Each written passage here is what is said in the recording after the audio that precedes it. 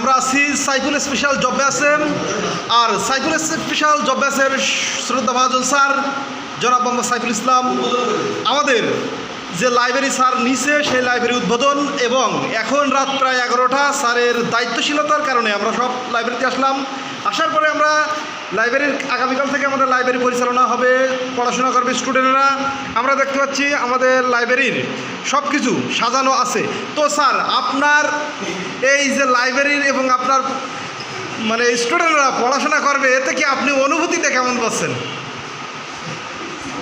অনুমতি নেই স্যারের, কোনো অনুমতি নেই। আচ্ছা বলে স্যার শুধু চাকরি ছাড়া স্যারের কিছু ভালো লাগে না।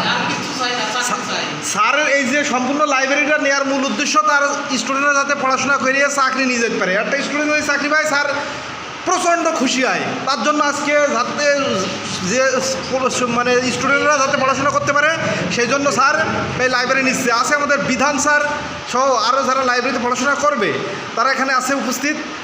এই এখন রাত 11টা বাজে, সবাই আছে আমাদের শিয়াব স্যার। শিয়াব যে আমাদের সাইফুল স্পেশাল জব ব্যাচের আকর্ষণীয় একজন স্যার। তো শিয়াব স্যার, এই যে লাইব্রেরি নেওয়া, এতে আপনি কীভাবে দেখতেছেন? এটা তো অবশ্যই ভালো। লাইব্রেরিতে সবাই যদি এসে যদি তাদের প্রতিদিনের পড়াটা কাভার করে দ্রুত চাকরি হবে, এবং আশা করি যার যার ভবিষ্যৎ উজ্জ্বল হবে। ধন্যবাদ।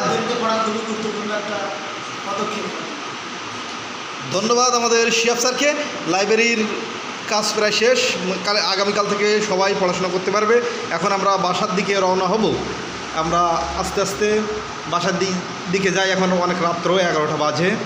আমরা সবাই পড়াশোনার উপযুক্ত পরিবেশ করে দিয়ে এখন আমরা চলে যাব। ধন্যবাদ সবাইকে সাইফুল স্পেশাল জব ব্যাচের পক্ষ থেকে।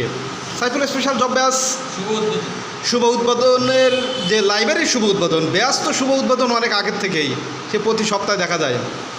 ধন্যবাদ আমাদের শ্রদ্ধাভাজন স্যারকে এমন সুন্দর একটা পরিবেশ তৈরি দেওয়ার জন্য।